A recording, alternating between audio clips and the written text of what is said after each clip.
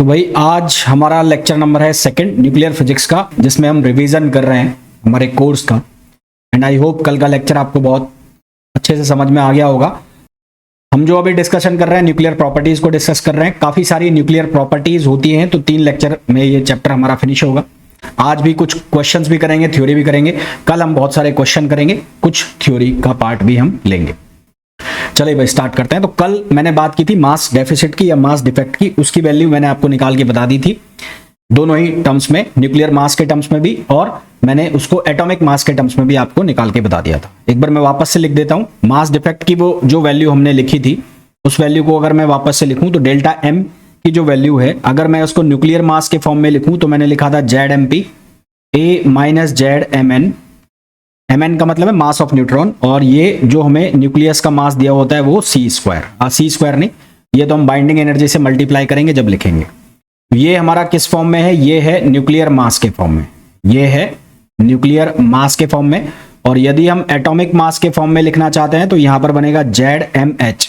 M H मतलब mass of hydrogen, which is summation of mass of proton and mass of electron. ये हो जाएगा A minus Z M N, और यहां हो जाएगा मास ऑफ एटम। क्या हो जाएगा? Mass of atom. और ये किसके फॉर्म में आ गया? ये आ गया एटॉमिक मास के फॉर्म में। ये किसके फॉर्म में आ गया? एटॉमिक मास के फॉर्म में। अब यहां से मैं एक चीज नई आपको पढ़ाने वाला हूं, नई चीज बताने वाला हूं। हालांकि पढ़ा हुआ है तुम लोगों ने, binding energy. Binding energy, binding energy को हम डिस्कस करेंगे। बाइंडिंग का मतलब है बांधना। बाइंडिंग जो शब्द आया है, वो बाइंडिंग शब्द कहां से आया है? बांधने से। भाई बाइंड करने का मतलब क्या होता है? बांधना। तो न्यूक्लियस के अंदर जो न्यूक्लियॉन्स है उनको बांध के रखने के लिए जो कम से कम एनर्जी चाहिए उसको हम बाइंडिंग एनर्जी कहते हैं। सिंपल सी लैंग्वेज में डेफिनेशन है। भाई बाइंडिंग का मतलब है बांधना। तो न्यूक्लियस के अंदर जो न्यूक्लियॉन्स है उनको बांध के रखने के लिए कम से कम जो एनर्जी चाहिए हम उसको बाइंडिंग एनर्जी कहते हैं। अब जो एनर्जी बांधने के लिए चाहिए उतनी ही एनर्जी कम से कम तोड़ने के लिए चाहिए। तो आप इसको ऐसे भी बोल सकते हो कि energy required to separate the nucleons from nucleus. तो न्यूक्लियस को ब्रेक करने के लिए जो कम से कम एनर्जी चाहिए उसको भी आप क्या कह सकते हैं? बाइंडिंग एनर्जी कह सकते हैं। तो energy required, minimum energy required, minimum energy required, minimum energy required, energy required to bind the nucleons, to bind और hold, hold the nucleons, hold the nucleons in nucleus,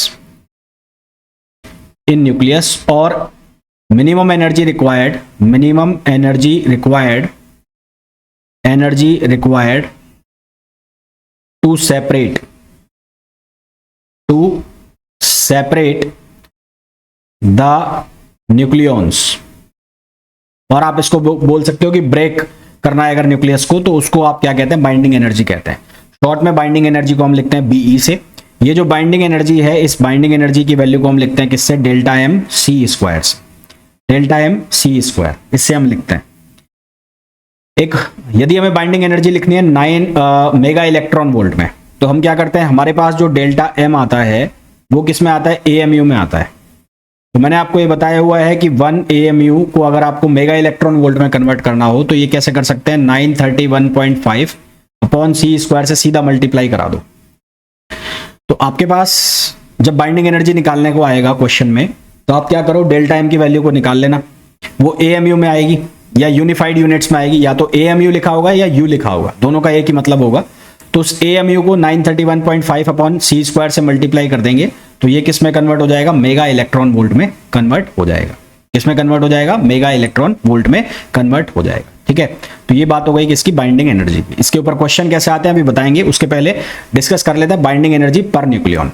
binding energy पर nucleon, binding energy पर nucleon का मतलब क्या हो गया? Be पर nucleon को आप कैसे लिखोगे? इसको लिखोगे, बाइंडिंग एनर्जी को आपने डिवाइड कर दिया किसके साथ? ए के साथ। ए का मतलब क्या है? न्यूक्लियॉन है। ए का मतलब क्या है भाई? नंबर ऑफ न्यूक्लियॉन्स, यानी कि एटॉमिक मास। तो ये किसके बराबर हो गया? Delta M C square upon A. ये वैल्यू किसके बराबर हो गई? Delta M C square upon A. अब क्योंकि हम ये जानते हैं बहुत अच्छे से कि जो डेल्टा एम अपॉन ए है, since delta M upon A, ये वैल्यू किसके बराबर होती है? पैकिंग फ्रैक्शन के बराबर होती है। तो हम यहां से ये बोल सकते हैं कि ये जो BE अपॉन A है, ये जो लिखा हुआ है BE अपॉन A, इसको आप कैसे भी लिख सकते हो, इसको आप FC स्क्वायर से भी लिख सकते हो। इसको आप और कैसे लिख सकते हो, FC स्क्वायर, F का मतलब हो गया पैकिंग फ्रैक्शन, तो इसको आप पैकिंग फ्रैक्शन के हिसाब से भी लिख सकते हैं। ठीक है, इसको हम कैसे लिख सकते हैं, पैकिंग फ्रैक्शन से भी लिख सकते हैं। जो बाइंडिंग एनर्जी पर न्यूक्लियन का जो कर्व बनता है ना, जो भी मैं बनाऊंगा भी, तो इसका जो कर्व बनता है ये हमें न्यूक्लियाई की स्टेबिलिटी को बताता है। तो it is a parameter use to measure the relative stability of nuclei. तो बाइंडिंग एनर्जी पर न्यूक्लियन क्या है, it is a parameter to measure the relative stability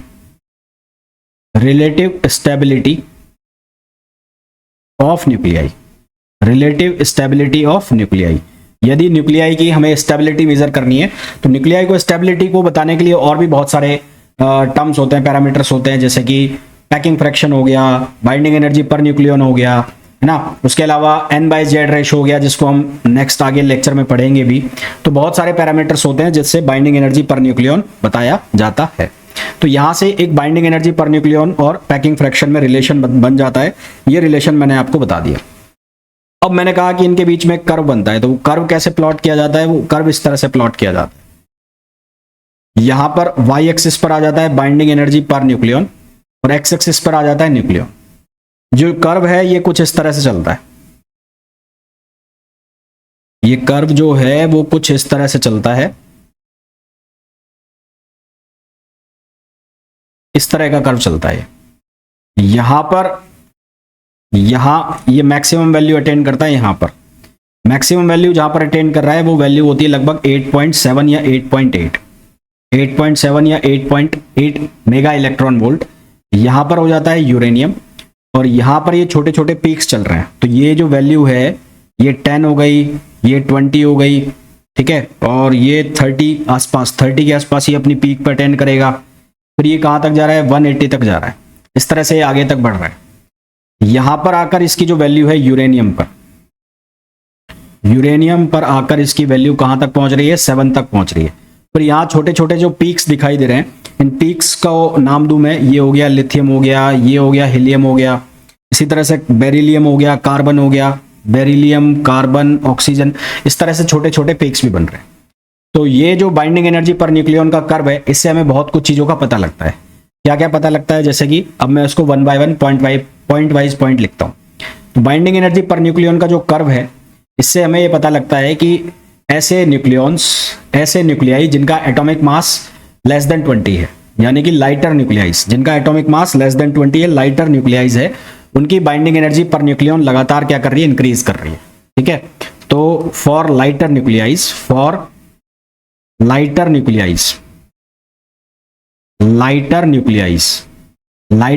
का मतलब जिनका एटॉमिक मास लेस देन 20, जिनका एटॉमिक मास लेस देन 20 है, उनकी binding energy per nucleon rapidly increase कर रही है। ये मैक्सिमम हो जाती है कहां पर जाकर, Fe जो 56 पर जाकर। बाइंडिंग एनर्जी पर न्यूक्लियन ये अपनी मैक्सिमम वैल्यू दे रही है, कहां पर, ये दे रही है Fe 56 पर, ये अपनी मैक्सिमम वैल्यू दे रही है। और इसकी मैक्सिमम वैल्यू जो है Pe पर न्यूक्लियन की मैक्सिमम वैल्यू जो आ रही है वो कितनी आ रही है, वो आ रही है 8.7 मेगा इलेक्ट्रॉन वोल्ट। कितनी आ रही है, 8.7 मेगा इलेक्ट्रॉन वोल्ट, ये इसकी मैक्सिमम वैल्यू आ रही है। फिर उसके बाद जो Fe 56 के आगे यूरेनियम तक है ना, above after Fe 56 to uranium, यानी कि A की जो वैल्यू है अप्रोक्सीमेटली, अगर मैं बोलूं तो अप्रोक्सीमेटली 20 टू A 180 तक, यहां तक जो कर्व है बाइंडिंग एनर्जी पर न्यूक्लियन का, वो क्या चलता है, कांस्टेंट चलता है। ये जो कर्व है ये क्या चलता है, कांस्टेंट। तो यहां तक ये कांस्टेंट वैल्यू देता है, लगभग कांस्टेंट, ऑलमोस्ट कांस्टेंट, है ना, ऑलमोस्ट कांस्टेंट। और ऑलमोस्ट कांस्टेंट वैल्यू, और इस कांस्टेंट वैल्यू को हम लिखते हैं मेगा इलेक्ट्रॉन वोल्ट या 8.5 मेगा इलेक्ट्रॉन वोल्ट, तो कांस्टेंट वैल्यू। और इसकी जो एवरेज वैल्यू लेते हैं हम, एवरेज वैल्यू बिटवीन 20 से लेकर कहां तक 180 तक, ये हम एवरेज वैल्यू लेते हैं कितनी, 8.5 मेगा इलेक्ट्रॉन वोल्ट। और अगर मैं एवरेज वैल्यू की बात करूं a लेस देन 20 की, है ना, तो for a less than 20 average value जो हम निकालते हैं, average value of binding energy per nucleon, वो होती है 8 मेगा इलेक्ट्रॉन वोल्ट। कितनी होती है, 8 मेगा इलेक्ट्रॉन वोल्ट। ये जो वैल्यूज है ये मैं इसलिए बता रहा हूं, ये डायरेक्ट आपसे क्वेश्चन पूछे जा सकते हैं, पर न्यूक्लियन में है। ये जितनी भी वैल्यू मैं बता रहा हूं ये किस में है, पर न्यूक्लियन में है, ठीक है। ये जितनी भी वैल्यू मैं बता रहा हूं ये किस में आ रही है, पर न्यूक्लियन में आ रही है, पर न्यूक्लियन में ये वैल्यू आ रही है। उसके बाद जो मैंने ये कर्व बनाया, इसमें यहां पर आप देख रहे हैं कि a लेस देन 20 तक यहां पर आपको कुछ पीक्स दिखाई दे रहे हैं। कुछ पीक्स जहां पर दिखाई दे रहे हैं उन सभी का जो एटॉमिक मास है वो 4n के मल्टीपल में है। जैसे कि 4 है ना, 2He4, 4 के बाद आएगा 8, 8 के बाद आएगा 12, तो 4 के मल्टीपल वाले जितने भी हैं वो सारे के सारे क्या शो कर रहे हैं, पीक्स शो कर रहे हैं। तो यहां पर लोअर साइड में जब हम a लेस देन 20 में देखते हैं तो a लेस देन 20 में हमें कुछ पीक्स दिखाई देते हैं जिनकी 4n सीरीज होती है। क्या सीरीज होती है, 4n, यानी कि 4 के मल्टीपल में जो चल रहे हैं वहां पर हमें कुछ पीक्स दिखाई देते हैं 4n की सीरीज के अंदर, है ना। ये लिखने की जरूरत नहीं है, वैसे याद रख लेना। उसके बाद जो न्यूक्लियाई जो होते हैं जिनके अंदर डबली मैजिक नंबर होता है, वो न्यूक्लियाई जिनके अंदर डबली मैजिक नंबर होता है, डबली मैजिक या मैजिक नंबर होता है। मैजिक नंबर का मतलब हो गया 2, 8, 20, है ना। 2, 8, 20 के मल्टीपल में जो चलते हैं उनका जो न्यूक्लियर स्टेबिलिटी है वो हाईएस्ट होती है उनकी, और उनकी जो बाइंडिंग एनर्जी पर न्यूक्लियन है वो भी हमें क्या देखने को मिलती है, ज्यादा देखने को मिलती है। तो nuclei with the magic numbers, nuclei कौन सा पॉइंट हो गया, ये पॉइंट हो जाएगा 50, यही लिख देता हूं। तो nuclei with the magic numbers, nuclei with the magic number. Magic number का मतलब क्या होता है, या तो न्यूट्रॉन का जो नंबर है वो इतना हो, या प्रोटॉन का हो, या दोनों का ही हो। तो मैजिक नंबर कौन कौन से होते हैं, वो होते हैं 2, 8, 20, उसके बाद कौन सा हो गया 58, 2, 8, 20, 58, 82 और 126। ये क्या हो जाते हैं, ये हो जाते हैं मैजिक नंबर। 2, 8, 20, 2, 8, 20, 58, 2, 8, 20, 28 भी आएगा, 50 और 82। 28 मैंने लिखा नहीं, 28 लिख देता हूं। 2, 8, 20, 28,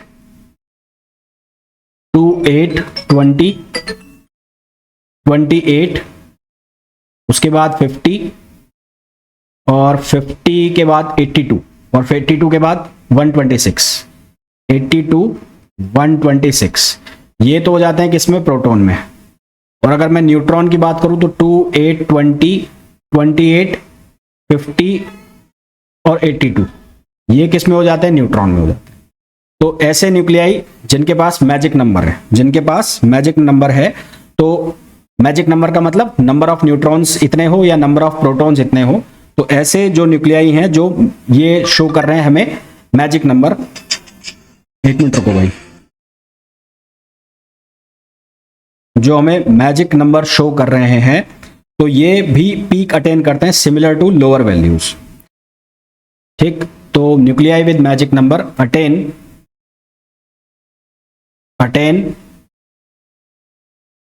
peaks similar to lower value, lower value के सिमिलर ये क्या अटेन करते हैं, मैजिक नंबर वाले जो न्यूक्लियाई है ये पीक्स अटेन करते हैं, ठीक। यहां तक बात क्लियर। तो एक तो मैंने आपको ये बता दिया कि जो एवरेज वैल्यू है, जो एवरेज वैल्यू हमें मिल रही है वो आपको याद रखना है, डायरेक्ट ऑब्जेक्टिव क्वेश्चन पूछा जा सकता है। साथ ही साथ जो मैजिक नंबर वाले हैं उनकी जो स्टेबिलिटी है वो हाई होती है। Fe56 जो है उसकी स्टेबिलिटी सबसे ज्यादा होती है, उसकी बाइंडिंग एनर्जी सबसे ज्यादा आएगी, 8.7 या 8.8 mega electron volt per nucleon आएगा। Binding energy per nucleon constant value एक तरह से होती है, और ये प्रोपोर्शनल होती है किसके, A-1 के। ये किसको रिफ्लेक्ट करती है, ये न्यूक्लियाई की सैचुरेशन प्रॉपर्टी को रिफ्लेक्ट करती है। तो बाइंडिंग एनर्जी पर न्यूक्लियन ये किसके बराबर होती है? कांस्टेंट के बराबर होती है, और ये प्रोपोर्शनल होती है किसके? A-1 के। A-1 विच रिफ्लेक्ट्स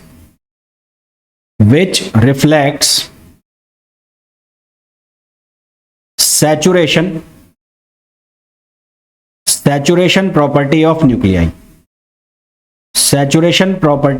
nuclei।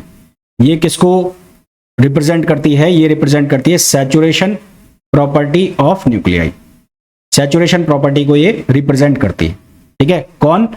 P/A, यानी कि बाइंडिंग एनर्जी पर न्यूक्लियन, और ये किसके प्रोपोर्शनल है? A-1 के प्रोपोर्शनल है, ठीक है। अब इसके ऊपर क्वेश्चन कैसे बनते हैं? देखो क्वेश्चन मैं बताता हूं बाइंडिंग एनर्जी के ऊपर वाले question.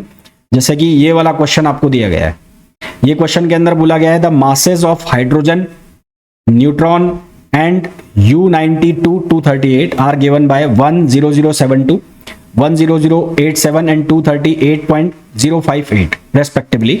The binding energy of uranium हमें बतानी है। तो हमारे पास जो बाइंडिंग एनर्जी का फॉर्मूला है वो क्या है? Delta M C square. तो हमें क्या निकालना पड़ेगा? Delta M. तो डेल्टा एम कितना हो जाएगा? वो हो जाएगा ZmP। अब यहां पर एटॉमिक बोला गया है तो यहाँ ZmH हो जाएगा, क्योंकि यहाँ पर हाइड्रोजन बोला गया है। प्लस ये कितना हो जाएगा? ये हो जाएगा Z-A इंटू Mn और माइनस Ma। तो सबसे पहले मैं इसको सॉल्व कर लेता हूं। तो Z की वैल्यू कितनी है? 92, और मास ऑफ हाइड्रोजन आपको कितना दिया हुआ है? 1.0078, प्लस Z-A कितना हो जाएगा? 238 में A-Z होगा, Z-A नहीं होगा, A-Z होगा। तो A-Z लिखो इसको।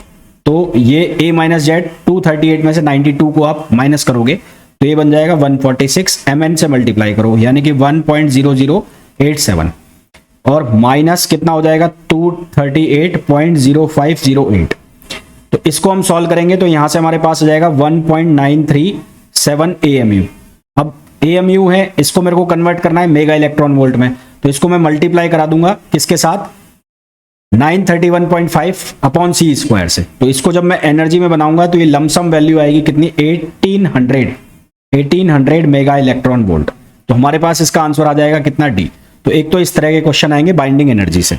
दूसरा क्वेश्चन मैं बताऊं तो दूसरा क्वेश्चन, जब binding energy per nucleon is approximately leads to. तो बाइंडिंग एनर्जी पर न्यूक्लियन, हमने ये बात की कि बाइंडिंग एनर्जी पर न्यूक्लियन जो है वो किसके प्रोपोर्शनल है? A-1 के है, और ये किसको लीड करती है? ये किसको बताती है? सैचुरेशन प्रॉपर्टी ऑफ न्यूक्लियस को बताती है। तो हमारे पास इसका सही आंसर क्या आ जाएगा? सैचुरेशन प्रॉपर्टी ऑफ न्यूक्लियस, ठीक है। बिल्कुल सीधे सीधे क्वेश्चन पूछे जा रहे हैं, इधर उधर हो ही नहीं रहा है क्वेश्चन। तो इस तरह के क्वेश्चन जो हैं वो एक इस टाइप के क्वेश्चन बन जाते हैं बाइंडिंग एनर्जी से। इसके अलावा जैसे आपसे ये पूछ लेंगे कि maximum binding energy per nucleon किसके केस में आएगी, तो वो किसके केस में आएगी? फेरस के केस में आएगी। क्या वैल्यू आएगी उसकी? क्या वैल्यू आ रही थी? 8.8 उसकी वैल्यू आ रही थी, ठीक है। उसकी वैल्यू कितनी आ रही थी? 8.8, जो कि मैंने आपको बता भी दिया। तो इस तरह के क्वेश्चन बन जाते हैं हमारे किससे? बाइंडिंग एनर्जी से। तो बाइंडिंग एनर्जी से ये क्वेश्चन बन गए, ठीक।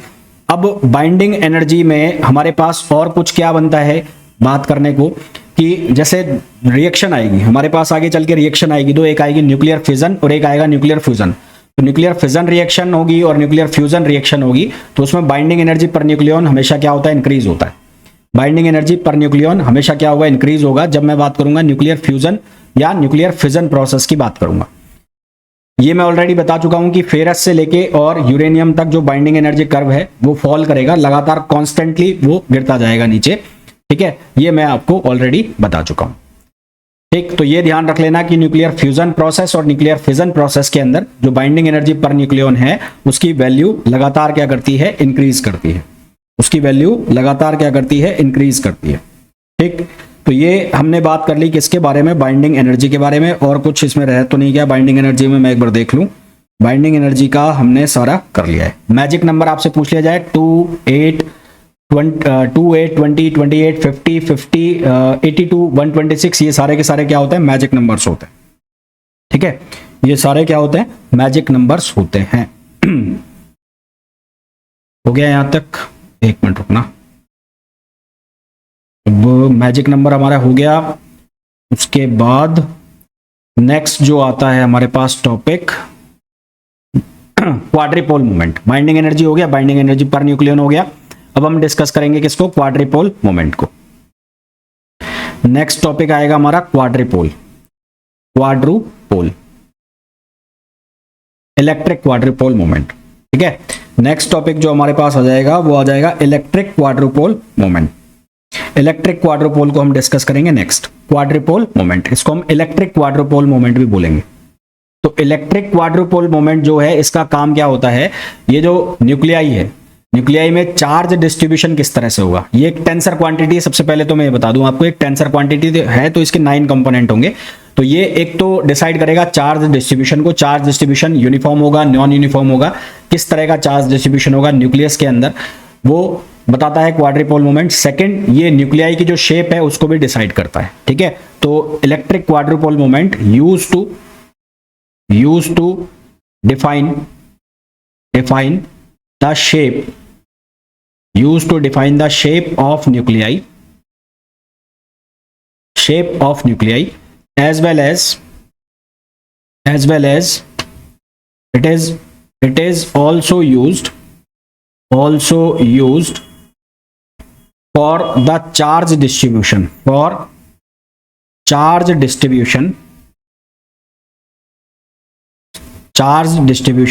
in nuclei।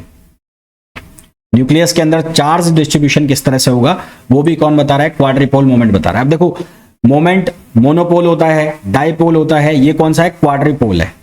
कौन सा है, क्वाड्रिपोल। तो इस क्वाड्रिपोल मोमेंट की जो यूनिट होती है वो क्या होती है, चार्ज इनटू एरिया। इसकी यूनिट क्या होती है, चार्ज इनटू एरिया। और इसकी यूनिट को हम बार्न से भी लिखते हैं, वन बार्न इक्वल्स टू कितना होता है, 10⁻⁻28 मीटर स्क्वायर। या फिर कई बार आपको लिखा मिलेगा चार्ज इनटू एरिया। तो चार्ज इनटू एरिया भी यूनिट किसकी है, क्वाड्रिपोल मोमेंट की। ये एक टेंसर क्वांटिटी है। ठीक है, it is a tensor quantity,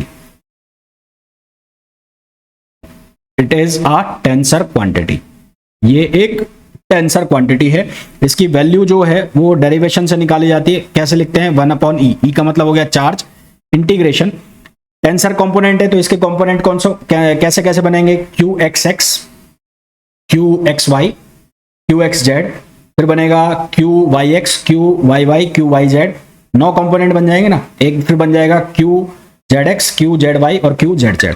तो Z डायरेक्शन में जो इसका कंपोनेंट है वो मैं लिख रहा हूं 1/e, ये हो जाएगा 3Z² माइनस R², ये हो जाएगा रो dV, जहां रो क्या है, वॉल्यूम चार्ज डेंसिटी। ठीक है, R² जो है वो किसके बराबर होगा, वो होगा x² plus y² plus z²। R² की वैल्यू किसके बराबर होगी, x² plus y² plus z² के बराबर होगी। तो ये हमारे पास किसकी वैल्यू निकल के आएगी, चार्ज की वैल्यू निकल के आएगी। यदि हम यूनिफॉर्मली चार्ज एलिप्सॉइड को ले लें, हम ये कह लें कि uniformly charge ellipsoidal revolution for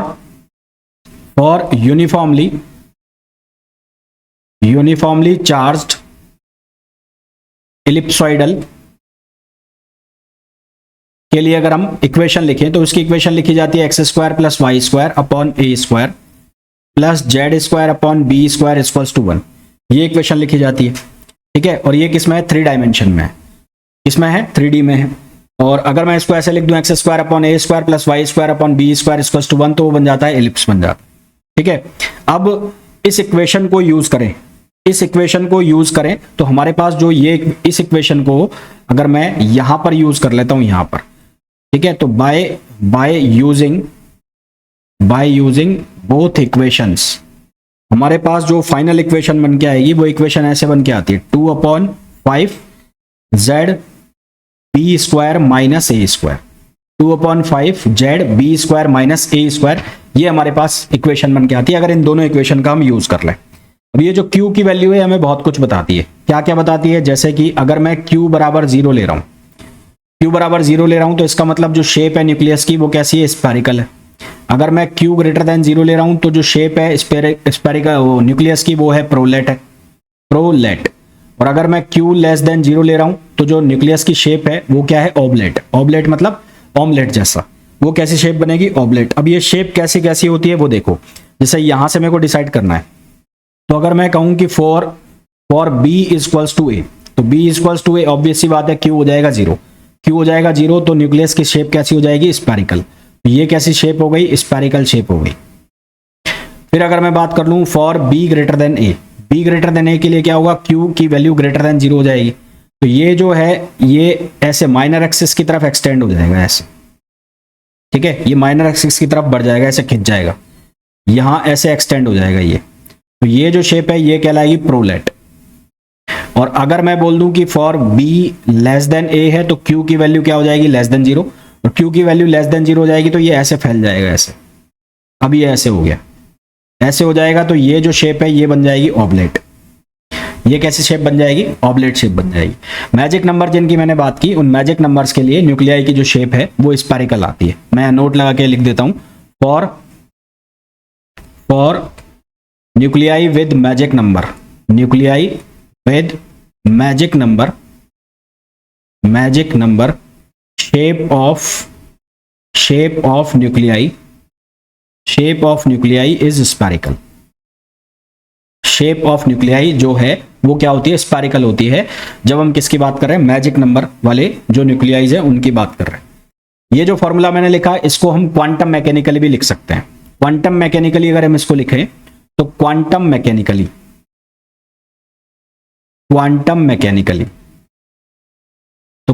mechanically अगर आप Q का फॉर्मूला लिखें तो वो लिखा जाता है 2J - 1 अपॉन 2J + 1, जहां J जो है वो हो जाता है टोटल एंगुलर मोमेंटम और इंटू Q नॉट, ठीक है। तो Q नॉट बराबर 0 तो स्फेरिकल। इसके अलावा Q नॉट की वैल्यू पॉजिटिव तो क्या हो जाएगा, प्रोलेट, और Q नॉट की वैल्यू नेगेटिव तो क्या हो जाएगा, ऑब्लेट हो जाएगा। Q नॉट पॉजिटिव है तो ये जो Q नॉट है ये Q नॉट पॉजिटिव है तो प्रोलेट, Q नॉट नेगेटिव है तो ऑब्लेट, और Q नॉट 0 है तो क्या बनेगा, स्फेरिकल बनेगा। लिख दूं यहां पर, वैसे मैंने बता दिया है फिर भी लिख देता हूं। Q नॉट 0, एक वैल्यू हो सकती है ग्रेटर देन 0 और एक हो सकता है Q नॉट की वैल्यू लेस देन 0। अगर ये है तो शेप कैसी हो जाएगी, ऑब्लेट, अगर ये है तो शेप कैसी हो जाएगी, प्रोलेट, और अगर ये है तो जो शेप है वो कैसी बन जाएगी, स्फेरिकल शेप बन जाएगी। ये मैंने कैसे लिखा है, क्वांटम मैकेनिकली लिखा है। J का मतलब क्या होता है, J का मतलब होता है टोटल एंगुलर मोमेंटम। J जो है उसका मतलब होता है टोटल एंगुलर मोमेंटम। ये किसका मीनिंग है, ये J का मीनिंग, ठीक है। अच्छा, अब यूनिट की अगर हम बात करें तो इसकी जो यूनिट होती है, यूनिट वो क्या होती है, बार्न में भी लिखा जाता है, 1 बार्न। तो 1 बार्न जो है, 1 बार्न वो किसके इक्वल होता है, वो होता है 10⁻⁻28 मीटर स्क्वायर। इसके अलावा इसकी जो यूनिट है वो unit charge into metre square भी लिखी जाती है। इसके अलावा जो इसकी जो यूनिट है, यूनिट वो क्या लिखी जाती है, charge into metre square.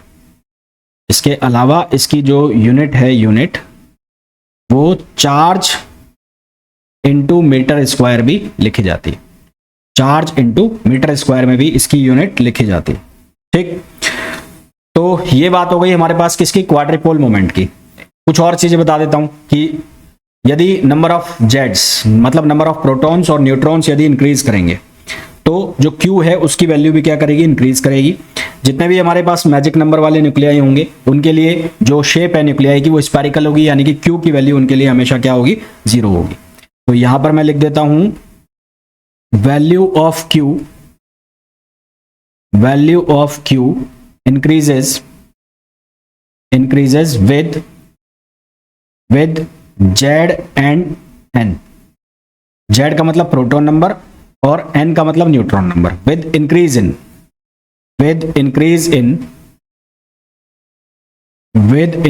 in proton number and neutron number, with increase in proton number and neutron, ठीक है। इसके ऊपर क्वेश्चन कैसे बनता है, देखो क्वेश्चन मैंने लिखा हुआ होगा, चेक कर लेते हैं एक बार इसका क्वेश्चन मैंने लिखा हुआ है क्या नहीं, या फिर नेक्स्ट उसमें ले लेंगे। तो इसका क्वेश्चन, हाँ ये रहा, the deviation of charge distribution of a nucleus from spherical symmetry can be estimated by measuring. भाई डेविएशन अगर चार्ज डिस्ट्रीब्यूशन का स्फेरिकल सिमेट्री से हो रहा है, यानी कि प्रोलेट या ऑब्लेट शेप बन रही है, तो उसको हम कैसे फाइंड आउट कर सकते हैं, तो उसको फाइंड आउट हम कैसे कर सकते हैं, इलेक्ट्रिक क्वाड्रिपोल मोमेंट। तो हमारे पास इसका सही आंसर क्या आ जाएगा, इलेक्ट्रिक क्वाड्रिपोल मोमेंट, ठीक है। हमारे पास इसका सही आंसर क्या आ जाएगा, इलेक्ट्रिक क्वाड्रिपोल मोमेंट। यहां तक क्लियर सभी को, ठीक।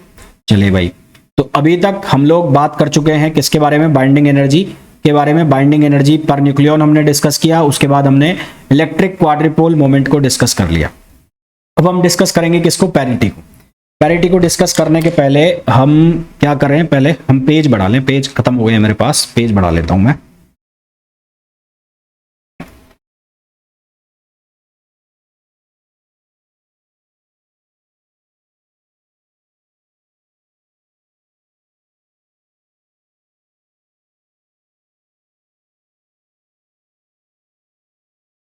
पैरिटी का यहां पर क्या रोल है, पैरिटी एक ऑपरेटर होता है जिसको आप क्वांटम मैकेनिक्स में भी पढ़ते हैं। पैरिटी एक ट्रांसफॉर्मेशन ऑपरेटर होता है जो कि जो कोऑर्डिनेट्स होते हैं या जो पोजीशन होती है उसको चेंज कर देता है। पैरिटी की अगर हम बात कर ले तो न्यूक्लियर की पैरिटी या न्यूक्लियस की पैरिटी है, उसको हम कैसे शो करेंगे, वो हमारे काम भी आता है जब हम शेल मॉडल वगैरह डिस्कस करते हैं। पैरिटी की मैं बात कर लूं, पैरिटी ये भी न्यूक्लियस की एक प्रॉपर्टी होती है। तो पैरिटी क्या है, पैरिटी एक ऑपरेटर है, ट्रांसफॉर्मेशन ऑपरेटर। पैरिटी एक ट्रांसफॉर्मेशन ऑपरेटर है, ट्रांसफॉर्मेशन ऑपरेटर है, ऑपरेटर है which transforms the coordinates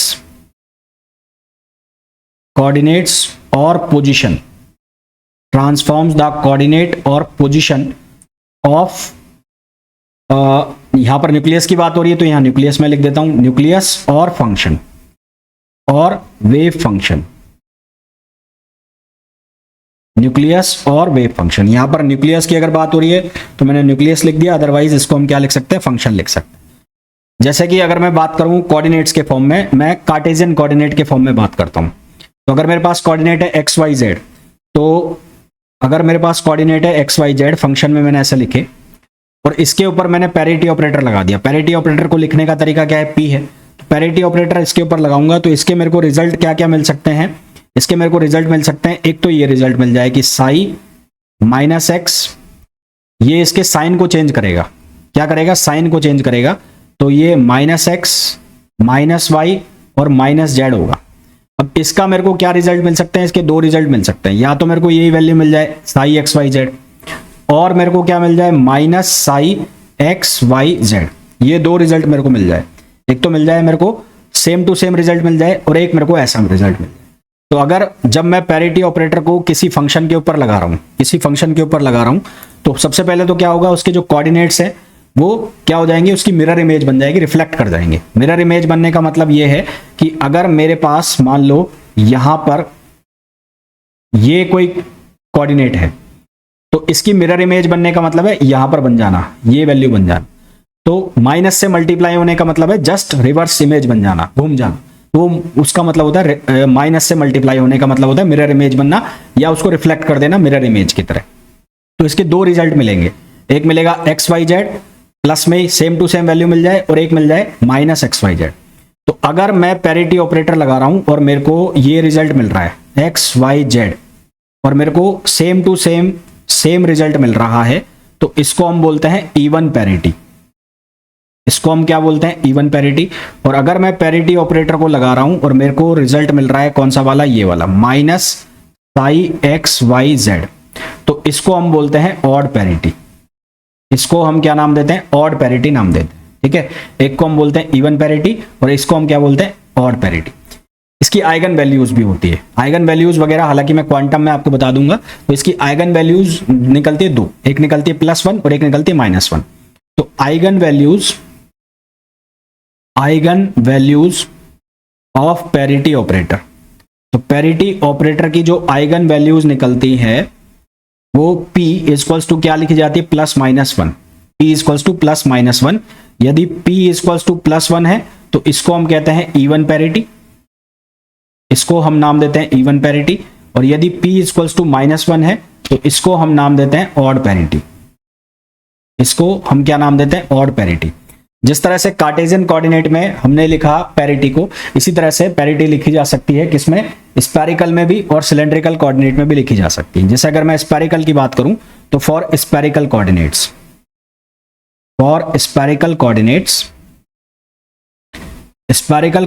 अगर मैं पैरिटी लिखूं तो स्फेरिकल कोऑर्डिनेट्स कौन कौन से होते हैं, जैसे कि मेरे पास स्फेरिकल कोऑर्डिनेट आ गए r, थीटा और फाई। इसके ऊपर यदि मैं पैरिटी लगाता हूं तो सबसे पहले तो क्या करेगा, ये माइनस करेगा। माइनस करने का मतलब है कि एक को माइनस आर, एक को माइनस थीटा और एक को माइनस फाइव ऐसे कर देगा। तो इसके ऊपर जब पैरिटी ऑपरेशन लगाएंगे हम तो हमें क्या मिलेगा, हमें मिलेगा साई आर, यहां से मिलेगा पाई माइनस थीटा और यहां से हमें मिलेगा क्या, यहां से मिलेगा pi plus five, pi plus five. अब देखो ये हुआ कैसे, स्पेरिकल में ये कुछ इस तरह का बनता है स्पेयर, ठीक है, और ये इस तरह का बनता है स्पेयर। तो यहां पर हमारे पास तीन कोऑर्डिनेट चलते हैं, ये चल रहा है थीटा वाला जो जेड एक्सिस के बाद साथ बन रहा है थीटा। तो इसको जब पैरिटी ऑपरेशन लगाएंगे तो माइनस से मल्टीप्लाई होगा, माइनस से मल्टीप्लाई होने का मतलब है ये यहां पर आ जाएगा मिरर इमेज इसकी यहां पर। तो ये थीटा है और इसकी मिरर इमेज ये बन गई, इसकी मिरर इमेज ये बन गई। तो ये थीटा है तो ये भी क्या होगा, थीटा होगा। तो हमें वैल्यू वहीं से चाहिए जहां से हमने लास्ट मेजर करी थी। तो ये वैल्यू कितनी आ जाएगी, पाई माइनस थीटा। तो इसलिए यहां पर मैंने कितना लिख दिया, पाई माइनस थीटा। इसी तरह से जो फाइव वाला है, फाइव वाला, तो फाइव में आप जो एंगल है वो ऐसे मेजर करते हैं, ऐसे मेजर करते हैं। तो ये एंगल जो होता है ये होता है आपका फाइव, ये होता है फाइव। तो यहां पर बैठा है तो जस्ट यहां पर चले जाओगे ऑपोजिट में, यहां पर। तो यहां पर भी ये कितना हो गया, फाइव हो गया। तो आपको यहां से मेजर करना है, यहां से। तो यहां से मेजर करोगे तो ये कितना हो जाएगा, ये हो जाएगा पाई प्लस फाइव, ठीक है। मैं बड़ा करके बता देता हूं थोड़ा, ये ऐसे है इस तरह से, और ये एंगल यहां पर आप मेजर कर रहे हो फाइव यहां से। तो ये पॉइंट वन है, तो इसको माइनस से मल्टीप्लाई करना है। मतलब जो पैरिटी क्या करती है, सबसे पहले उसको रिफ्लेक्ट करती है माइनस में, उसकी जस्ट मिरर इमेज बनाती है। तो इसकी मिरर इमेज कहां पर बनेगी, यहां पर बनेगी। तो ये एंगल अगर फाइव है तो ये भी कितना होगा, फाइव होगा। आपको मेजर कहां से करना है, आपको मेजर यहीं से करना है, यहां से। तो ये यहां से यहां तक की वैल्यू कितनी हो जाएगी, ये हो जाएगी पाई प्लस फाइव। तो आपसे क्वेश्चन भी पूछा जाता है कि स्पेरिकल कोऑर्डिनेट्स के लिए अगर पैरिटी ऑपरेटर का यूज किया जाए तो क्या हमारे पास कोऑर्डिनेट्स रहेंगे। पैरिटी ऑपरेटर इसके ऊपर लगाएंगे, स्पेरिकल के ऊपर, आर थीटा फाइव के ऊपर, तो क्या रिजल्ट मिलेगा, आर पाई माइनस थीटा और पाई प्लस फाइव। ये ऑब्जेक्टिव क्वेश्चन है, बहुत बार पूछा जाता है। इसी तरह से सिलेंड्रिकल कोऑर्डिनेट्स के लिए अगर आप लगाओ, for cylindrical coordinates, cylindrical coordinates, अगर मैं पैरिटी को सिलेंड्रिकल कोऑर्डिनेट्स के लिए लगाता हूं, सिलेंड्रिकल कोऑर्डिनेट्स, तो सिलेंड्रिकल कोऑर्डिनेट्स में हमारे पास कौन कौन से होंगे, एक हो गया आर, आप इसको एस भी लिख सकते हो, रो भी लिख सकते हो। आर हो गया, एक हो जाएगा हमारे पास फाई या थीटा, और एक हो जाएगा जेड। और इसके ऊपर अगर मैं पैरिटी ऑपरेशन का अप्लाई करता हूं तो आर की सेहत पर कोई फर्क नहीं पड़ेगा, जेड की सेहत पर कोई फर्क नहीं पड़ेगा, वो बस माइनस में हो जाएगा। तो यहां क्या बनेगा, यहां पर बन जाएगा साई, ये आर एज इट इज रहेगा, ये हो जाएगा पाई प्लस फाइव, ये हो जाएगा पाई प्लस फाइव, और ये हो जाएगा माइनस जेड। ये किस में हो जाएगा, सिलेंड्रिकल कोऑर्डिनेट सिस्टम में हो जाएगा। ये दोनों आप याद करके रखना भाई, सिलेंड्रिकल में और स्पेरिकल में पैरिटी ऑपरेशन को जब आप अप्लाई करते हैं तो जो वैल्यूज हैं उसमें क्या चेंज होता है, ठीक है।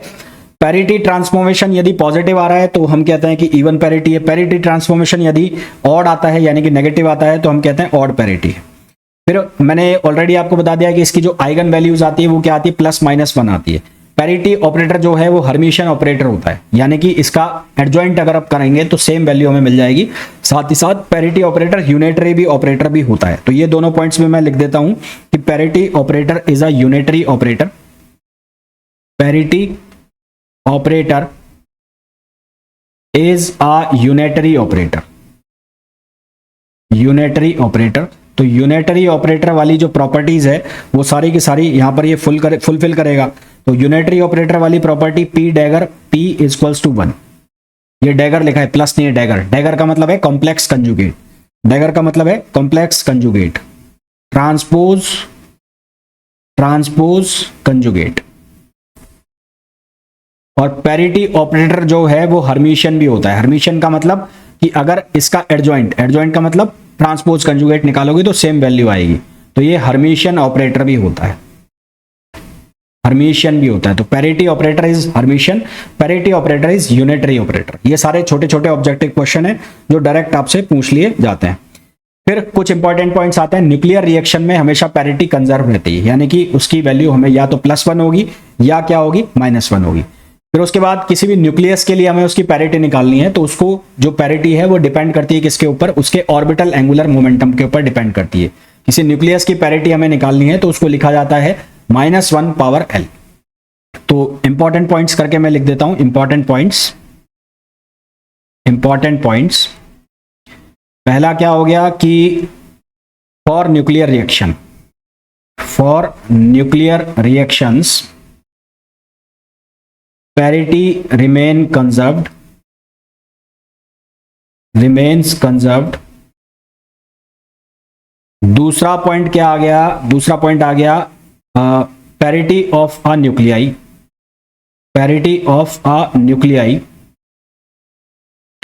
depends on its orbital angular momentum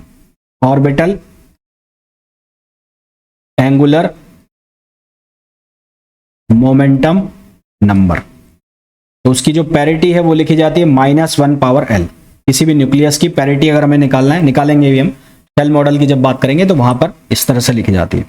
और कई बार क्या होता है कि जब हमारे पास जो एक न्यूक्लियाई है जिसके अंदर बहुत सारे शेल्स हैं, तो उसकी जो रिजल्टिंग जो पैरिटी है ना, बहुत सारे शेल्स हैं, तो उसके लिए जो रिजल्टिंग पैरिटी है वो लिखी जाती है -1/L1,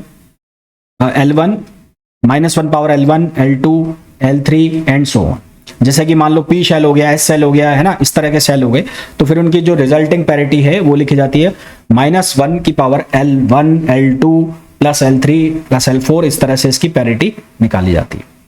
क्लियर हो गई बात? तो अभी तक हमने डिस्कस कर लिया कि बाइंडिंग एनर्जी पर न्यूक्लियन क्या है, उसके बाद हमने क्वाड्रिपोल मोमेंट को डिस्कस कर लिया, फिर उसके बाद हमने डिस्कस किया किसको, पैरिटी। 3 चीजें हमारी डिस्कस हो गई। अब हम डिस्कस करेंगे किसको, वेव फंक्शंस को, है ना। जो स्टैटिक प्रॉपर्टीज होती है न्यूक्लियाई की उसको हम डिस्कस करेंगे, जिसमें आ जाता है वेव फंक्शन। स्टैटिक प्रॉपर्टी जो न्यूक्लियाई की आती है उसमें आता है पहला आता है स्टैटिस्टिक्स, फिर आता है पैरिटी और फिर आता है आइसोस्पिन। तो wave mechanics property of nuclei, wave mechanics property of nuclei.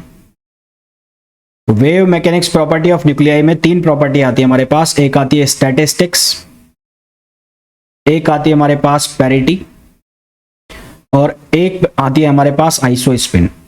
तो पैरिटी में ऑलरेडी डिस्कस कर चुका हूं, स्टैटिस्टिक्स में भी डिस्कस कर लेता हूं। स्टैटिस्टिक्स में आपको पता है हमारे पास 2-3 तरह की स्टैटिस्टिक्स हम पढ़ते हैं। एक हम पढ़ते हैं एमबी स्टैटिस्टिक्स, एक हम पढ़ते हैं बोस-आइंस्टीन स्टैटिस्टिक्स और एक हम पढ़ते हैं एफडी स्टैटिस्टिक्स। एमबी स्टैटिस्टिक्स यानी कि मैक्सवेल बोल्ट्जमैन स्टैटिस्टिक्स, ये यूज होती है गैस मॉलिक्यूल्स के लिए, गैस मॉलिक्यूल्स के लिए यूज होती है एमबी स्टैटिस्टिक्स। हम बात करें अगर बीई स्टैटिस्टिक्स यानी कि बोस-आइंस्टीन स्टैटिस्टिक्स की, और अगर हम बात करें किसकी, एफडी स्टैटिस्टिक्स यानी कि फर्मी डायक स्टैटिस्टिक्स की, तो वो उसको हम न्यूक्लियस के केस में यूज करते हैं। सबसे पहले अगर मैं बात करूं बीई स्टैटिस्टिक्स, तो बीई स्टैटिस्टिक्स का मतलब है कि बोस-आइंस्टीन स्टैटिस्टिक्स। इसका मतलब क्या है, बोस-आइंस्टीन स्टैटिस्टिक्स। तो जो पार्टिकल्स या जो न्यूक्लियाई बीई स्टैटिस्टिक्स को फॉलो करते हैं उनको हम क्या कहते हैं, बोसोन्स कहते हैं। ठीक है, तो particles follow BE statistics are called bosons. इनको हम क्या नाम देते हैं, बोसोन्स नाम देते हैं। जो भी पार्टिकल बीई स्टैटिस्टिक्स को फॉलो करेंगे वो पार्टिकल्स क्या होते हैं, वो इनडिस्टिंग्विशेबल होते हैं, आइडेंटिकल होते हैं, और उनका जो स्पिन है वो 0 या जो एच कट है उसका इंटीग्रल मल्टीपल होता है। ठीक है, तो इसमें जो पार्टिकल्स होंगे वो क्या होंगे, इनडिस्टिंग्विशेबल,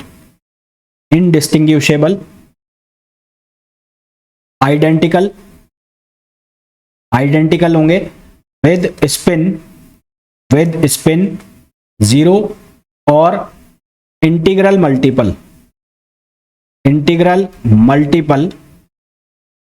ऑफ एच कट।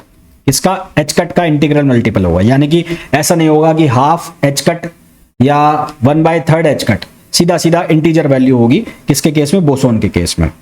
इसके अलावा जो एग्जाम्पल इसकी, अगर मैं इसकी बात करूं एग्जाम्पल, तो इसके एग्जाम्पल में कौन आ गया, जैसे फोटोन है, फोनोन है, फोटोन हो गया, फोनोन हो गया, पाई मीसोन हो गया, पाई मीसोन। इसके अलावा ड्यूट्रॉन जो हो गया, ड्यूट्रॉन। तो ये किसको फॉलो करते हैं, बीई स्टैटिस्टिक्स को फॉलो करते हैं। जो भी पार्टिकल बीई स्टैटिस्टिक्स को फॉलो करते हैं वो पाउली एक्सक्लूजन प्रिंसिपल को फॉलो नहीं करते। ठीक है, तो पाउली एक्सक्लूजन प्रिंसिपल को ये फॉलो नहीं करेंगे। तो particles follow BE statistics does not follow Pauli exclusion principle. Pauli exclusion principle, वो पाउली एक्सक्लूजन प्रिंसिपल को फॉलो नहीं करेंगे।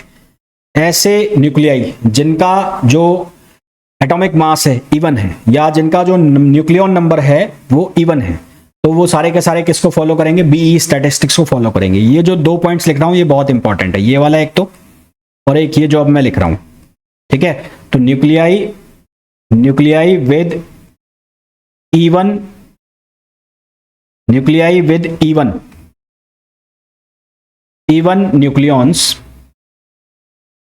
Nucleons follow BE statistics. इसके ऊपर काफी बार क्वेश्चन पूछे जाते हैं। अब इसमें क्वेश्चन कैसे पूछा जाएगा कि आपको न्यूक्लियाई लिख के दे दिए जाएंगे, चार एग्जाम्पल में दे दिए जाएंगे ऑप्शन में, इनसे पूछा जाएगा कि कौन सा बीई स्टैटिस्टिक्स फॉलो करता है।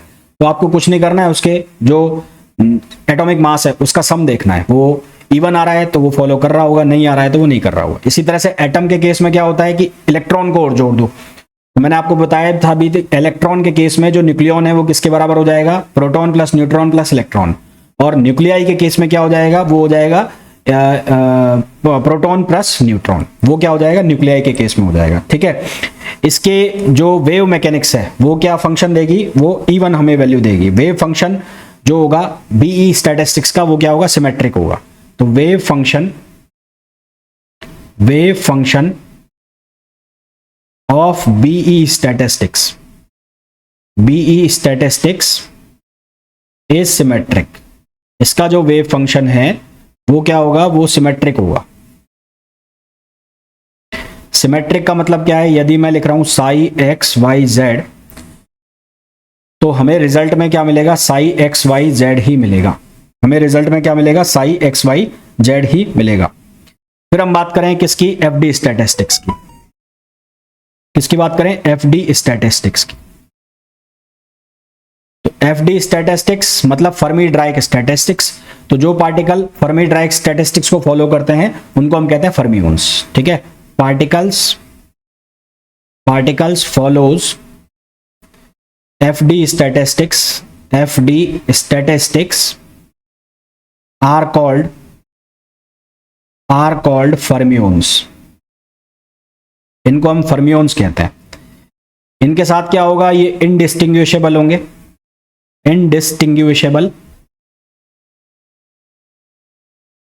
ये आइडेंटिकल होंगे,